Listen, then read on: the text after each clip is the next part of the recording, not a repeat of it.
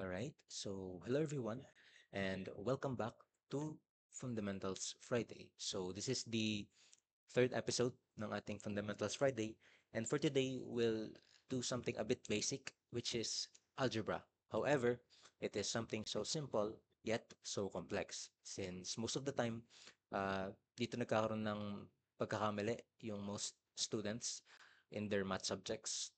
So, whenever they do calculus or other math-related subjects minsan, or actually most of the time, sa algebra nagkakaroon ng complications. So, there's a need to revisit yung mga terms here on how we can solve these types of problems since ayun nga, uh, we're trying to find unknown variables in algebra essentially. So without further ado, let us proceed to our first problem. So I prepared two problems here and we'll solve them uh, completely. Okay, so for the first problem, how many liters of water must be added to 35 liters of 89% hydrochloric acid solution to reduce its strength to 75%?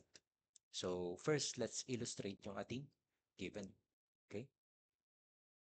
Yan. So let's say we have yung ating cylinders ano, with their corresponding fluids.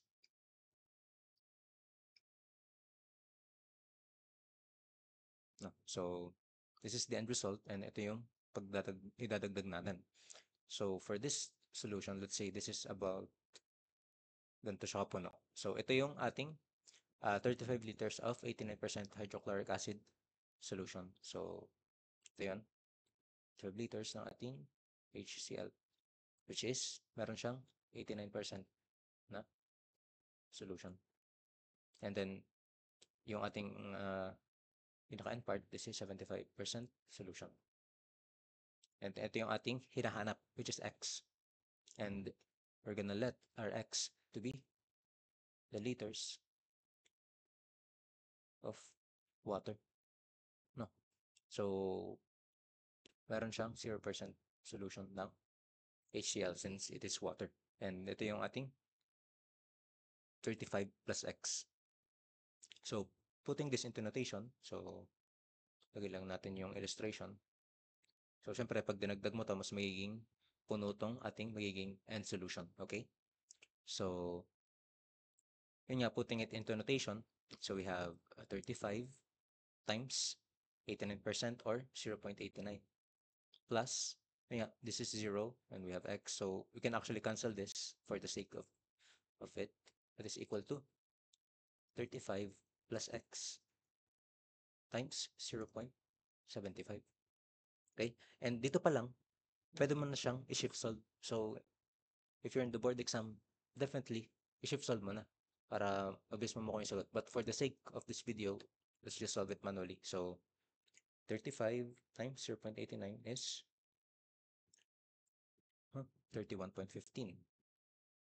Then it's equal to, this is 26.25 no, plus 0.75x.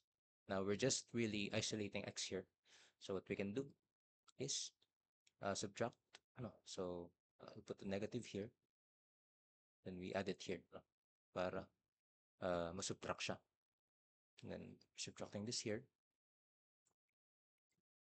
no. So this will be cancelled. And now we're gonna divide both sides by 0.75 para mawala tong 0.75 here. So, doing your calculations,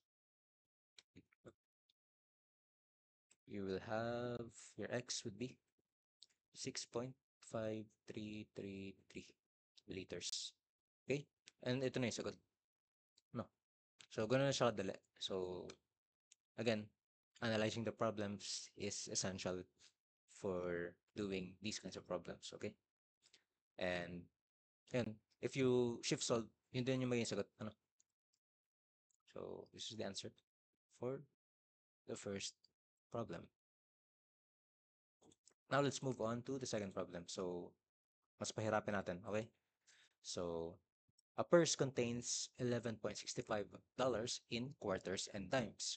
if the total number of coins is 70, find how many dimes are there. So, yung pinapahanap sa atin is yung how many dimes. Ano? But first, let us establish kung ano yung value ng quarter and dime. So, a quarter. So, quarter. Yun nga, that is 25 cents or $0.25. And a dime is 10 cents. So that is $0.10. Okay? So, magamit natin ito later when we set up our equations. So, first, we let our x to be the number of quarters. And we let our y to be the number of times.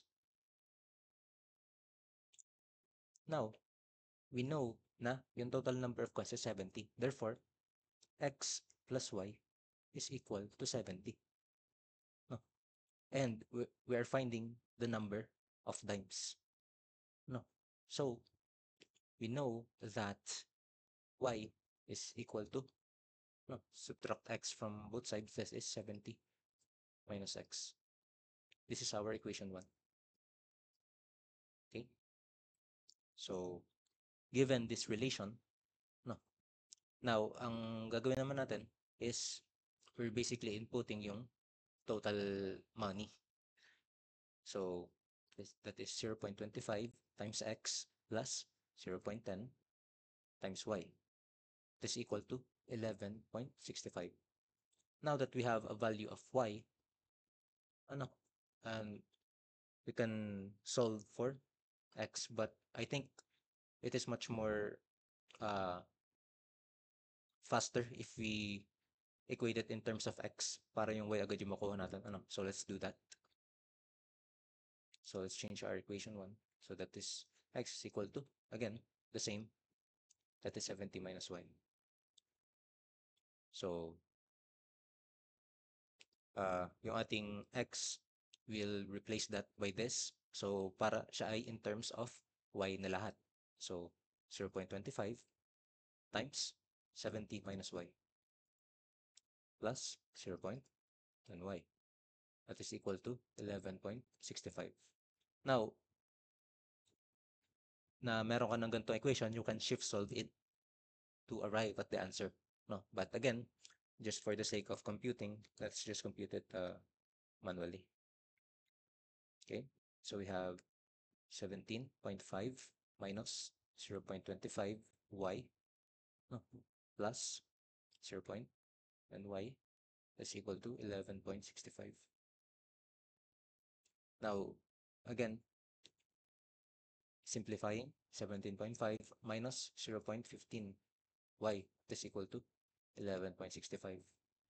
Now, we will subtract this on both sides. Minus 17.5 para mawala to. So this will be cancelled. And we're dividing this by negative 0.15 para mawala din to. Okay? As well as the negative sign there. Okay? Therefore, ang y natin is going to be equal to, solve natin,